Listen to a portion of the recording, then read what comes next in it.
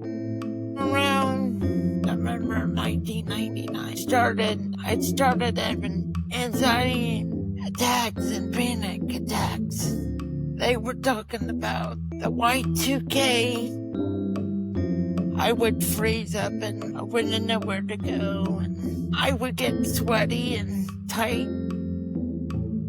I'm just a regular person. I don't look at my disability. I had to speak up on a regular basis now, and I'm not afraid to speak up anymore. Hey, I've got a story for you, right here today, and some history too. Never fade away, listen what I say, stories here to stay. Never fade away, and never fade away.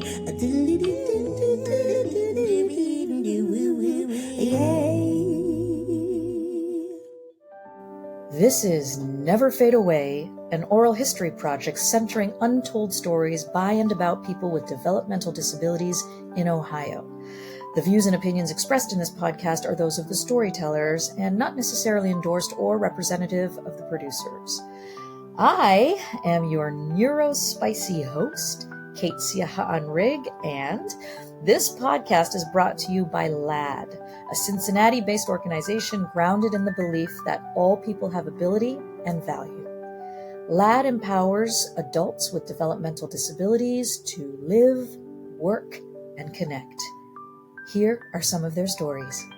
Never fade away, listen what I say, stories here to stay. Never fade away.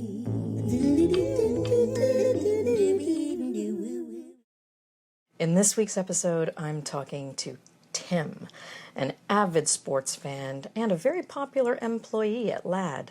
Currently living on his own, Tim is the winner of the Spirit of Independence Award.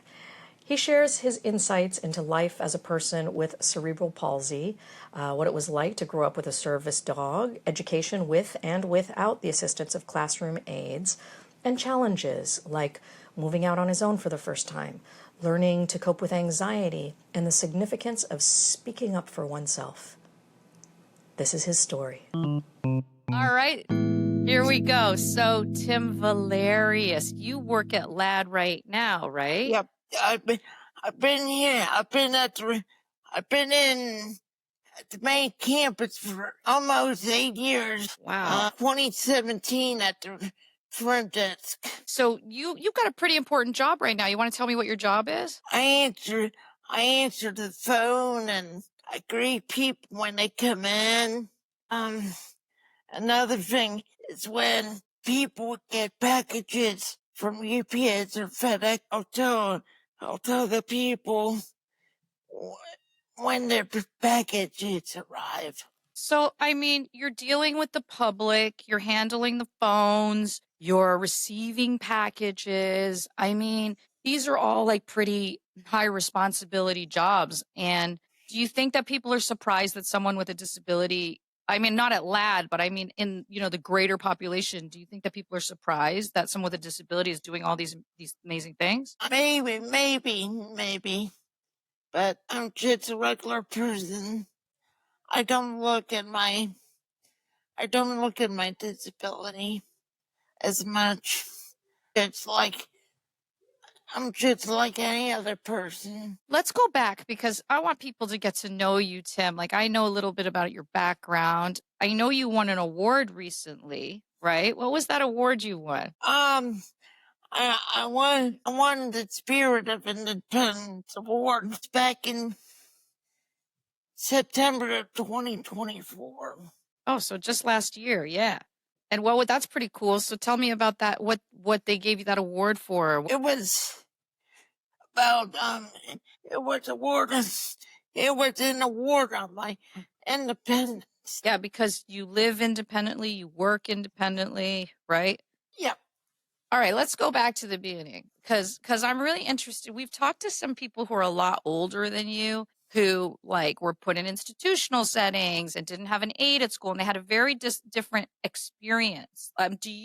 First, I want to ask you, Tim, are you comfortable talking about your disability and telling people who are not seeing the video and just listening about your disability a little bit? Yeah. Okay. I'm fine with it. So for the people that are just listening to this podcast, Tim, what were you told is your disability? What is your disability?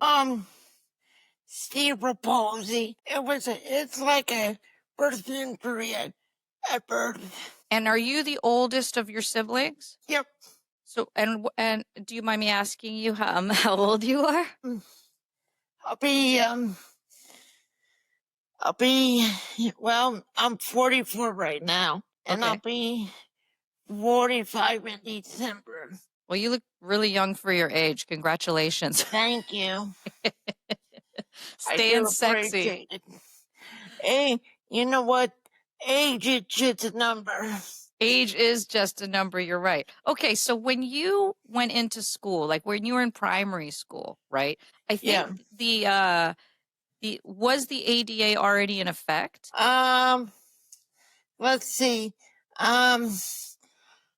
I started kindergarten back in 1986. So that's before because the ADA got passed in 1990, although there were some things. So do you remember what school was like for you when you were young? Well, I went to school for a couple years called Roselawn Condon. And it was basically a school for the orthopedically handicapped. It was too far away from, well, my parents lived in Sharonville, so they put me at the Roselawn Condon, and my parents felt that I needed to be in my neighborhood district. Yeah. So what happened then? So I went to the Princeton district, my neighborhood district, and it was called Evendale Elementary. Okay. And I just moved myself up. I worked myself up to inclusion. When I first moved into my district, Evendale. Okay, so what you're saying is when you were in like junior kindergarten, you were in a school with other people with orthopedic disabilities, right? Right. So other people with disabilities, basically, right? And then your parents were like, that's too far. So you came into your own district. And that was was it right away? Was it an integrated experience for you? They listed me in the MH class, which was, I think it stands for multi-handicapped. Then I went to DH. Then by the 5th grade, I was in a special education class. What does that mean? Well, like a class with five other students. Then I was in inclusion, where they included me in regular ed classes. What year did that? So what grade was that started the inclusion? Oh, 5th grade. 5th grade. 5th grade. So let's talk about, like, was it very different, like how you felt and what it was like and how fun it was before and after the inclusion? I liked the inclusion because I was with my my normal age friends, and So in the other classes, was it like a mixed age experience? Yeah, I think so. Yeah. And in the inclusion class, did you have an aide with you, or were you by yourself? Yeah, I did. I had an aide that worked on me. Worked with me one-on-one. So walk me through, like, after grade 5, walk me through like a typical day at school, like for people who don't know what it's like to have an aide in class and that experience. Like, what was that like? It was good. They would help me, and then if other people had questions, they would have come up to my aid, and he would help me. He would help them out. Were you sort of friends with your aide? What was his name? Oh yeah, huh? What was his name? You mean in school? Well, I had plenty of them, but the first aide that I had was his name was Spence Mullen.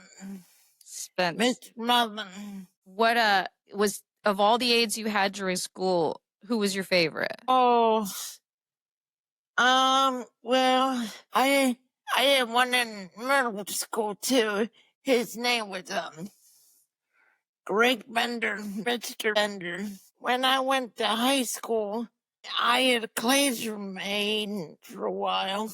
And that's different than a one-on-one, right? Yeah. Can you explain that to people? Well, they would help out everybody. Everybody with a disability, or everybody in the whole class? Everybody in that class had the same classroom aide. I got it. What do you think, Tim, makes a good aide, a one-on-one aide? Like, what makes what's a good one? If they know my hobbies or my, what I like. I'm a big sports fan, so they like the Reds and the Bengals and Cincinnati sports in general. You guys came close with the Bengals recently, right? I remember there's a lot. It was pretty exciting. Yeah, we almost won the Super Bowl in 2021. I don't live. Hopefully we'll get back there. That's what I'm talking about. Yeah. So you also do sports, right, Tim? Can you tell me about all the sports you did during school and stuff? Yeah. When I was younger, I used to do t-ball. And I was in the Challenger League for a while. Awesome. Then I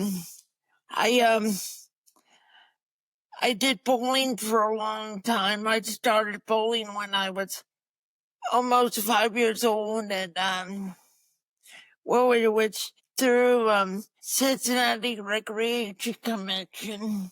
Mm-hmm. At a local bowling league called Brentwood Bowling. It was in Brentwood, and I would pitch the bowling ball down a ramp, and that's how I would bowl. Did you get pretty good at it? Oh yeah. I would get some 200s.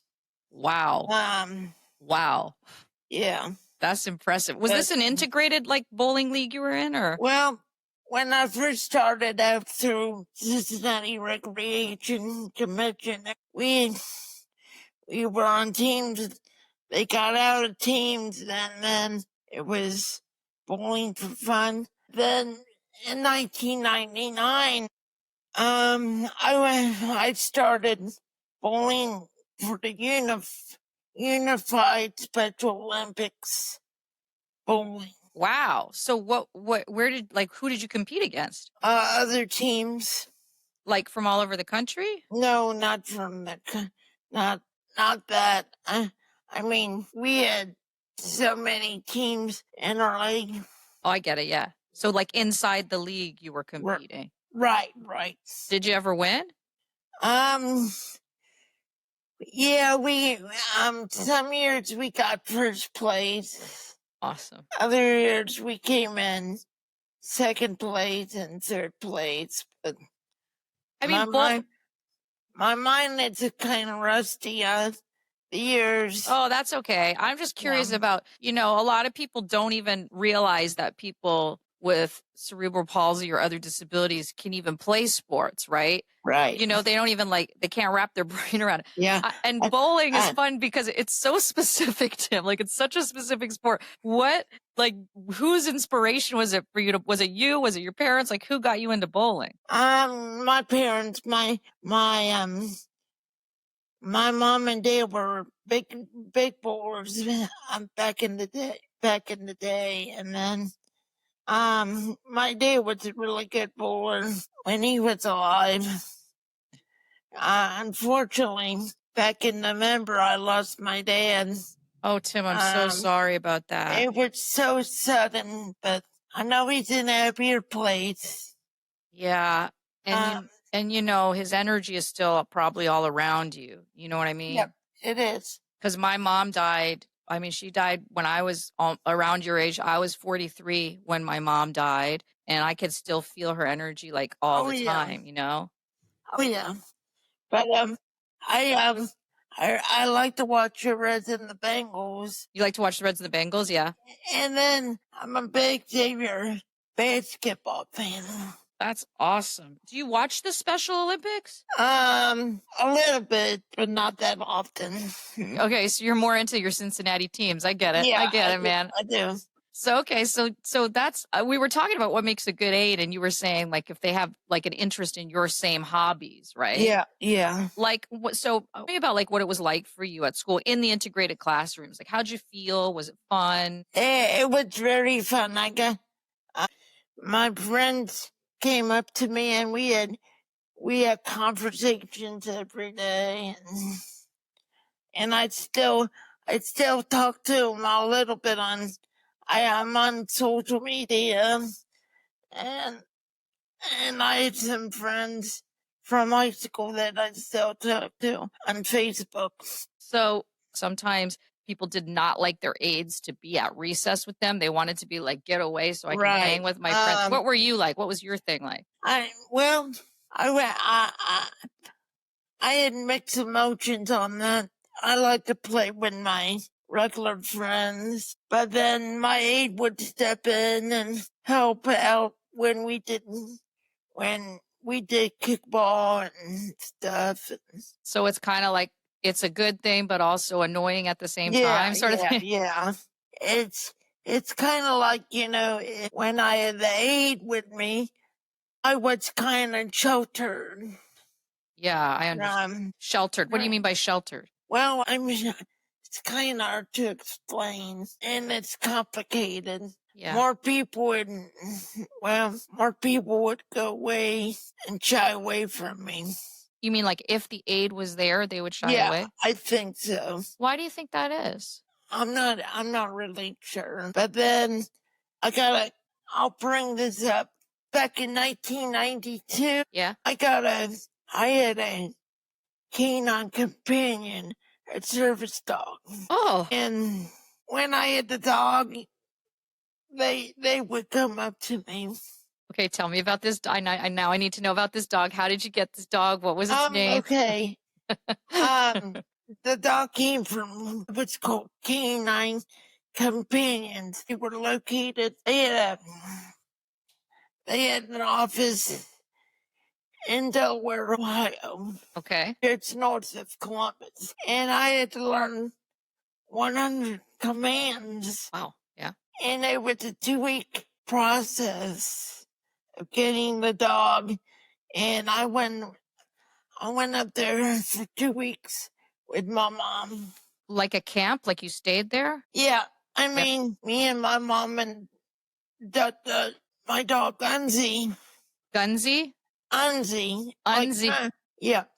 Yeah. We stayed in a hotel for 2 weeks. And we had to learn over 100 commands or something like that. And then after the 2 weeks was up, I graduated with the dog. Uh-huh. With Unzi. So how old was Unzi when you first got him? Okay, I can answer that question. He was 2 years old. Oh, he was still very young. Yep. And I had him for almost 10 years or 11 years before I had to put him down. We had to put him down. What kind of doggy was he? He was a golden retriever.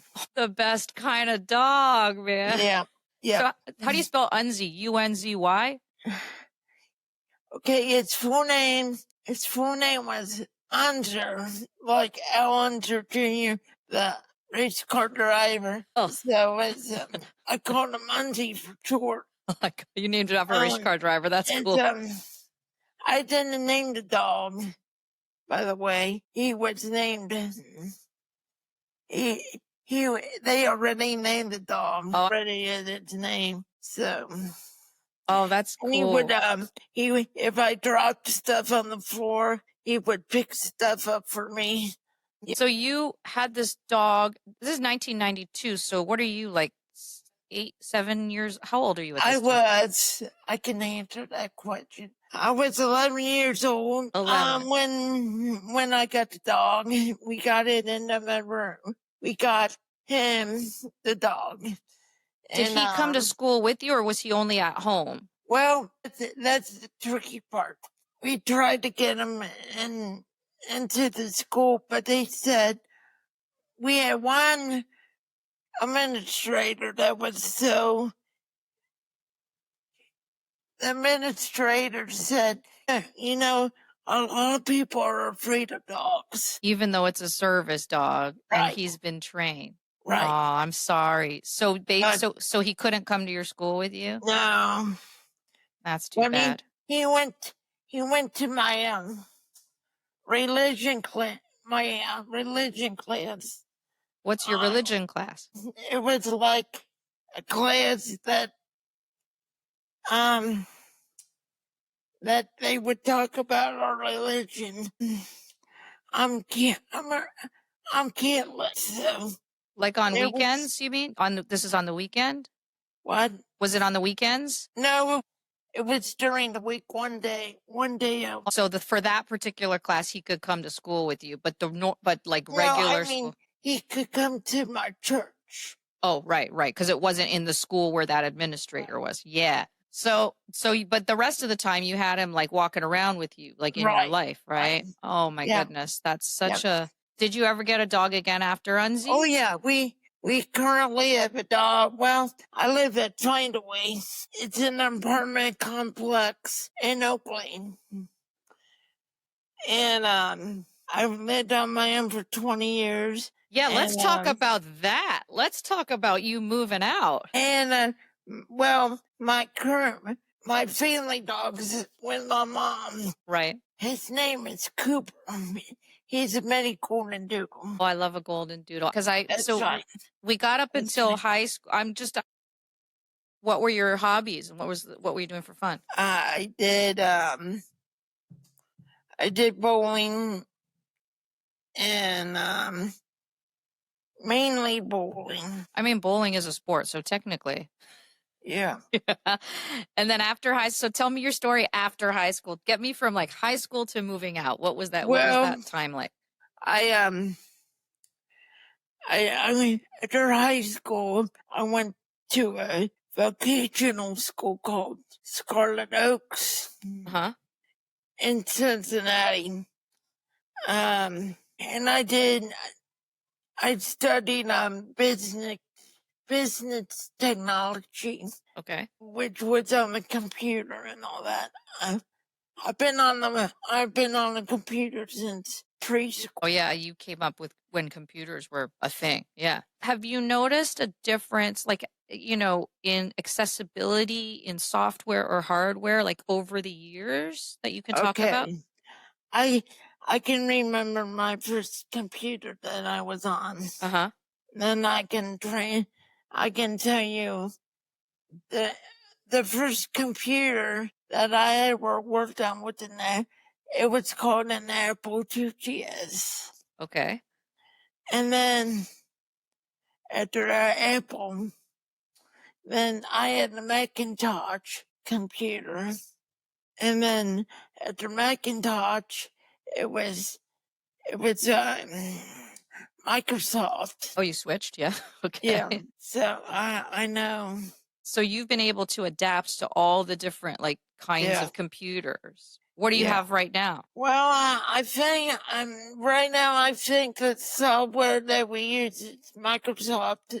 Oh man.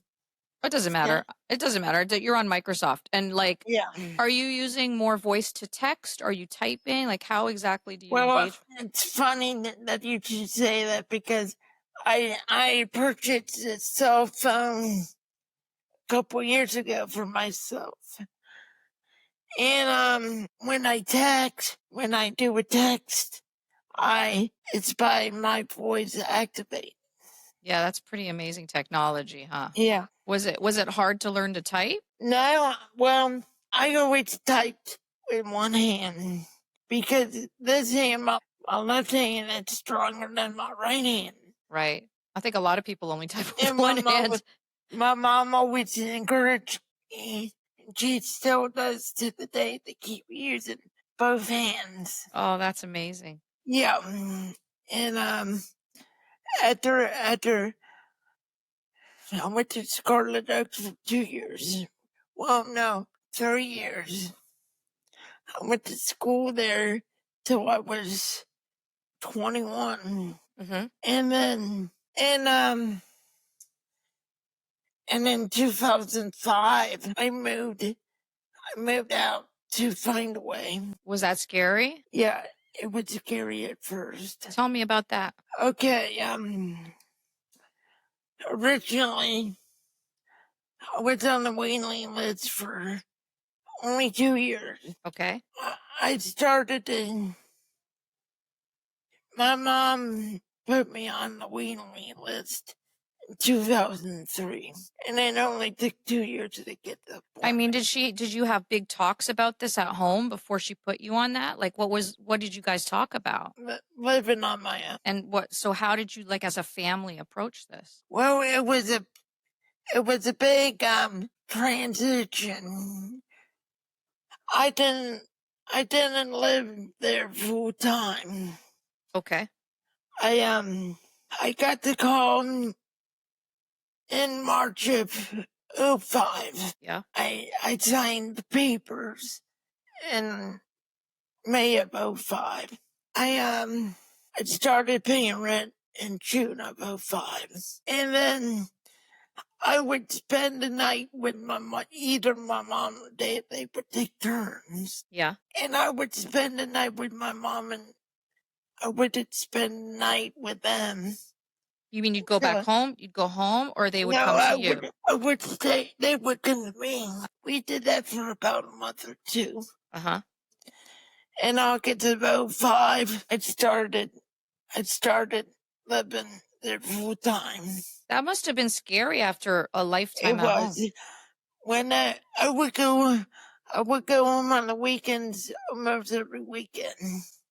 What were you most apprehensive about in terms of living on your own? Was it accessibility or daily life? Like, what was worrying? I can tell you this. It was hard living all by myself at first. You mean like because of loneliness or because of being able to do stuff? I think both of them, really. But I would always depend on my mom and dad for everything. What do you mean by everything? Like, talking to them and Yeah. Transferring out of the chair, but everything works. It's working. I mean, I think, and now you've been living alone for 20 years, Tim. Yeah, this is the 20th year. So for younger kids who are listening to this, who might have cerebral palsy or some other kind of orthopedic disability, like, what kind of words of encouragement can you give them, or like, or teaching can you give them so that they can also think about an independent life? I would just I'm taking one day at a time. Be patient with yourself. Don't get discouraged. Just be patient with yourself. Was there any skills that you needed to learn extra before you moved out on your own? Oh, I needed to learn how to cook, and well, my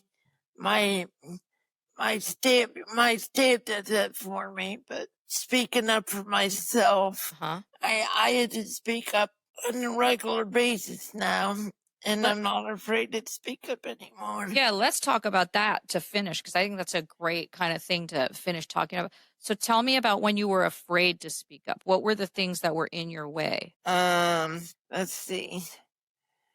Oh,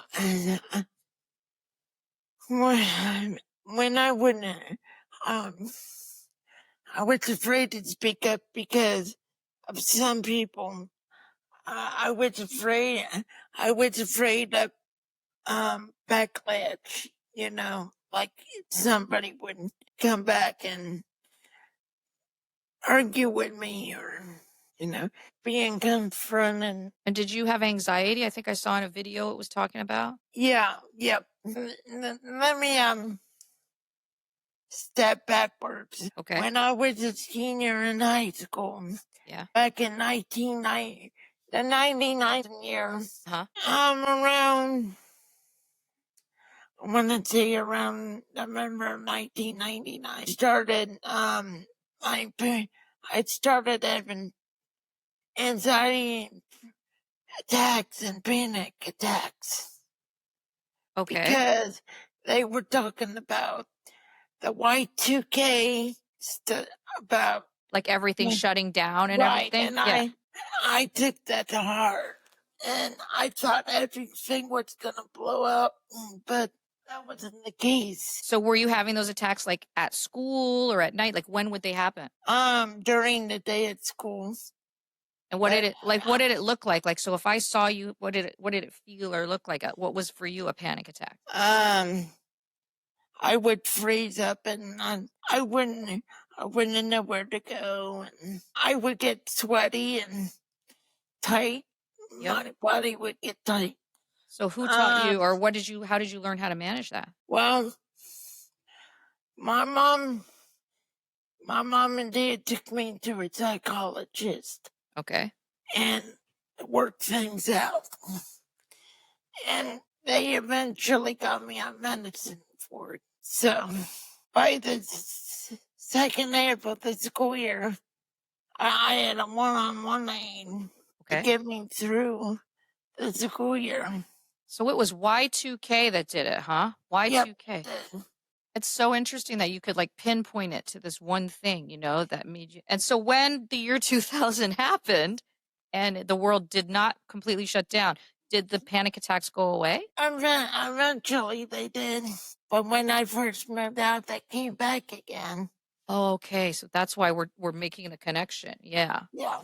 And then was it the same process to get through it the second time? Well, yeah, I saw another psychologist. He was located in the Cincinnati area.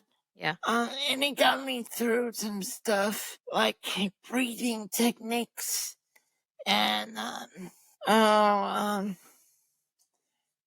yeah, kind of like relaxation methods, and count to 10 and clench my fist and let all the tension out.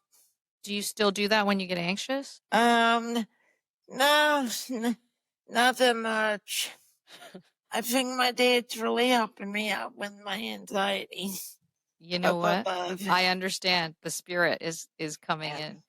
I love this. And let's relate that to what the last thing we were talking about, which is speaking up for yourself. Like you eventually started speaking up for yourself. Do you remember making a decision to start speaking up for yourself? Like how did that turn?